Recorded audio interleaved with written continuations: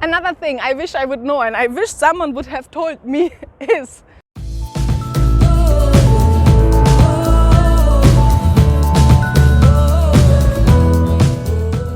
I am here on the rooftop of KICC Tower. It's one of the highest buildings in Nairobi, and you can have a view on whole Nairobi city.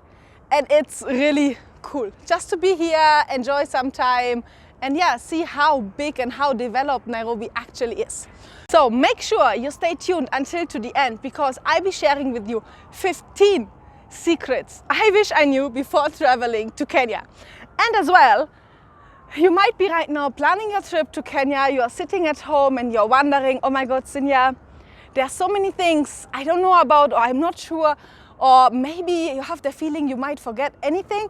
So I have made for you a free Kenya travel checklist. So just find it down below. You can download it for free. It's a gift from me for you. So the first time I came to Nairobi, I didn't like Nairobi at all. I mean, so many people are walking around, so much traffic, it's just super noisy, you are insecure, so many things are happening. But the moment you find the hidden spots, like where to actually go and what to do, and also you have to consider Nairobi is not only Nairobi CBD, it's not only city center. Nairobi is huge. We have so many areas around Nairobi where you can actually go and have day trips, you can have a lot of visits. So please, if you're in Nairobi, also consider traveling outside or visiting some areas outside of Nairobi. If you have any questions about, okay, Sinja, where do I travel? What to do in Nairobi? Please let me know, just comment below. You can find me on my social media, you can comment down below here, you can write me an email to travelwithsinja@gmail.com, or yeah, just comment here. I will get back to you. So one of the first things I want to share with you is about I was really like the first time I came to Kenya, or let's say to Nairobi, because everyone lands there. So I had a few days in Nairobi. I was a little bit, how do I say, surprised, because for us, we are not used to so many police, security guys, armed people who just walk around. And you will get used to it when you live here for a longer time. But if you're from Europe, the same way I am, in every supermarket, in every mall, every building, everyone has people walking around with guns, and yeah. So that's something you will have to get used to while you're here. Another thing you have to know before you actually come here and before you take pictures, and of course you are a tourist and you want to do a lot of pictures, is that actually it is not allowed to take pictures of any embassies, of any police buildings, or even all the security people around. So before you take any picture of yourself and you have a building in your background, be careful and make sure you are actually allowed to take a picture of that building. And not only about buildings, it's also another thing is about pictures of people. So if you see people, don't treat them as animals or just where you can make a picture and share on social media. If you want to take a picture of someone, please ask for permission first. Another thing you have to know, especially if you love walking and you just experience or explore Nairobi town, now I'm talking about CBD, just by yourself, is that traffic lights here are just a suggestion. So every time you cross the streets, make sure you watch out. Do not trust any traffic lights. So just be very, very careful, because it can be quite dangerous here crossing any streets. And another tip from my side is that when you cross the streets, do not have your phone. Like, it's not even allowed, and that's really ridiculous, that's a law. It's not allowed to be on a phone call while you walk, while you cross the streets. You can actually get arrested for that. But simply, even if you would have not known that, I wouldn't even do that because of security reasons. CBD is not the safest place to be, and now I'm talking about Nairobi town, like city center.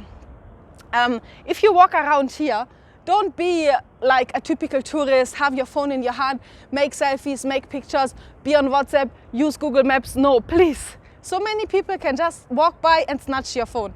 So if you're in town here just by yourself, walking around, exploring the city, it's okay, it's totally safe. Just make sure you watch out of your bag and your phone.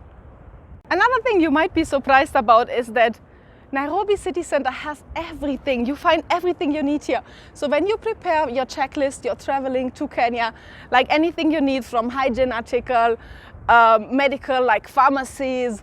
If you want to go and make your hair, it doesn't matter what you need, you find it in Nairobi. It is an actual developed city. No, we don't have huts, as you can see. We have huge buildings, huge city. Yeah, do not underestimate Africa's infrastructure, please. Another thing which is good to know while being in Nairobi is that people here do not deal with cash. I mean, if you have Kenyan shillings, yes, you can use it, but Nairobians or Kenyans, or even myself, I use mobile banking. It's an app which is called M-PESA, and it works like an app on your phone, or like, let's say, a bank on your phone. So if you use that, you are very secure, because we literally don't carry any cash with us. And yeah, it makes our life very easy. So if you travel here for a few weeks, you should consider of also getting this M-PESA app, because first of all, it's for free, and just it makes you way more secure and easier to handle, and you don't have to carry any cash with you. So another thing which I wished I knew before coming to Kenya is actually on how to move around. And especially in Nairobi, it makes your life very, very easy. You can easily move around with Uber. Uber works perfectly in Nairobi city. No problem at all. So just download it. And we also have some local apps which work the same way as Uber. You can even call, you can not only call cars, you can also call motorbikes, because sometimes when you go in Nairobi, the traffic is huge. So you better be on a motorbike. But of course, also I do understand a lot of travelers don't really prefer motorbikes because of the safety. Another thing I wish I would know, and I wish someone would have told me, is that when you come to Nairobi, always bargain for at least half of the price. It doesn't matter what, to be honest. Of course, there are some shops where, how do I say, where prices are fixed, so you cannot bargain. But majority of the prices, you just go and tell them at least half of the price. Like, you need to bargain down half. They will make your life very hard, but at the end of the day, it's your trip and it's your holiday. If you decide to choose and say, okay, I don't mind, I can give them way more money because you're a traveler and you have some money to spend. But if you're here and you want to save some money and you want to buy or to go shopping like a local, then believe me, at least you can bargain down to half of the price. Another thing you have to know is that Nairobi is the start and end of almost all safaris, all trips, everything you want to do. Of course, you most likely will land here, and then everything starts from here. So planning your trip from Nairobi is the best you can do. If you go to Masai Mara, you come back to Nairobi. If you go to Amboseli, most likely you will get back to Nairobi. So everything starts and ends most likely here. Another thing I have learned, but on the hard way, is that in Kenya, they call it Hakuna Matata, like, don't worry, and there is no time. So you might meet up with someone, and then he tells you, I'm there at 7. Don't wonder if he's not going to show up at 7:30 or even at 8. The most common things they will tell you is, I'm coming. So please, do not be a typical tourist. Or even myself, I was super stressed out. Get used to Africa. Karibu Kenya, which means welcome to Kenya. Be relaxed and just accept our culture, or the Kenyan culture here. Another thing which is actually a little bit funny, but I think is also known, no one here actually says jumbo. It's like only the tourist people. Here in Nairobi, Kenyans talk their own, they call it Sheng, which is like a mix between street Swahili and English. But still, I would still advise you, when you travel to Kenya and you want to spend some time, some days in Nairobi, learn some basics of Swahili. It will help you a lot, because the moment, even if it's just basic greetings like mambo, answer is poa, how are you, habari yako, mzuri, like, they will immediately feel like, oh, she's a Kenyan. They will treat you completely differently. Another thing I still wonder up to today, that Kenyans dress up, yes, even if it's just going to town, doesn't matter what, even people from the slum, they might come out with a suit. So never judge anyone by the way they are dressed. And yes, I can see my hair is very weird here. So even for yourself, you can walk around here the way ever you want. Of course, but I'm just saying it's not normal for Kenyans to just walk around in Nairobi CBD with your jogging trouser or your anything. You look like you're coming straight from bed. So that's not how Nairobi works.